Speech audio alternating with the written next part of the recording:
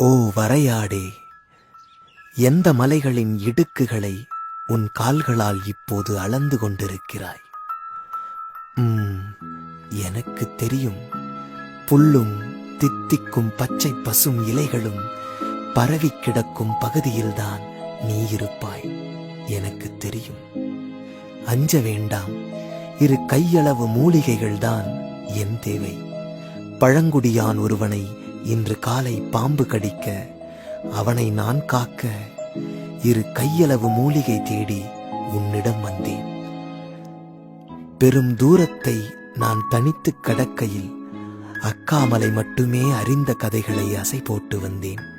ஓ வரையாடே, இன்று நான் அந்த பெரும் தூரத்தை, அக்காமலையின் ஆள் அரவமற்ற பகுதியை தனித்து கடக்கையில் என்னைப் போன்றே மலை முடுக்குகளில் ஒருவன் இருக்கின்றான் என்று எனக்கு தெரியும். வரையாடுகள் தங்கும் மலை காக்கும் முதுவனையும் ஒரே தூரிகையால் தான் 2 நேர்கோடுகளாக வரைந்திருப்பார்களோ இந்த அக்காமலையில்?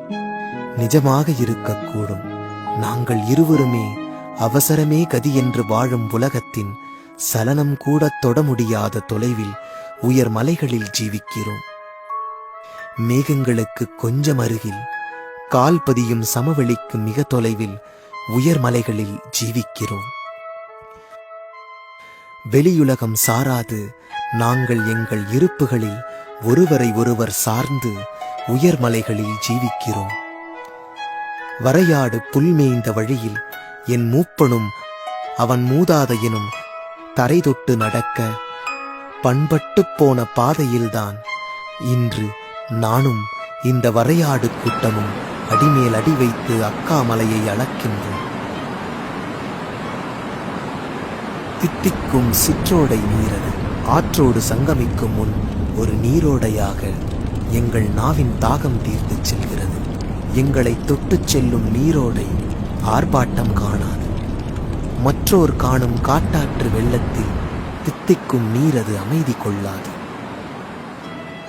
இந்த மலையில் உயிர்க்கும் ஒவ்வொரு புல்லின் நுனியையும், ஒவ்வொரு பச்சையின் நிறமியையும், ஒவ்வொரு மலரின் வடிவத்தையும், வீசும் தென்றலில் எழும் சந்தடியிலும் மெல்லிய பாதங்களில் பட்டு ஏற்படும் சுகந்தத்திலும் நாங்கள் அறிவோம். நோய்படும் மனிதனின் நலம் காக்கும் வைத்தியன் நான். நீயும் கூட இந்த மலைகளுக்கு வைத்தியன்தான். உன் இனம் உருவாக்கிய பாதைகளில் நடந்து, உன் இனம் வாழ்ந்த வழியில் வாழ்ந்து, நாம் மட்டும் பங்கிட்டிருக்கும் இந்த அக்காமலையின் சமநிலை காக்கும் நீயும் கூட ஒரு வைத்தியன்தான். ஓ வரையாடே, இன்றைய நாளை தவிர உன் கதையும் என் கதையும் ஒன்றைப் போலவே இருக்கும் 2 வேறு கதைகள். நீ எனக்காக விட்டுச் சென்ற மூலிகைகளை கொண்டு செல்ல இந்த புற்பரப்பில் நடக்கும் இது போன்ற நாட்களைத் தவிர உன் கதையும் என் கதையும் ஒன்றைப் போலவே இருக்கும் 2 வேறு கதைகள். தனித்து விடப்பட்ட மலைச்சிகரங்களை தொட்டுச் செல்லும் காற்றில் குரல்களையும், மீட்டெடுத்த பழைய நினைவுகளையும், அக்காமலையின் சிறு துண்டுகளையும், உன் இருப்பையும், நம் மூதாதையர்களின் அறிவையும் சேர்த்தே குழைக்கிறேன். மூலிகை மருந்தை அந்த பாம்பு தீண்டிய பழங்குடியானுக்கு. ஆனால் ஒரு நிசப்த நொடி கடந்து புல்நுனி தொடும் முதல் மழை துளியில் இந்த புற்பரப்பின் அசைவில் என் நெஞ்சாங்கூட்டின் மூச்சுக்காற்றில் மெல்ல நகரும் மூடுபனியில் உன் குருதியின் கதகதப்பு, அக்காமலையின் முகடுகளில் பட்டு எதிரொலிக்கும் வாடை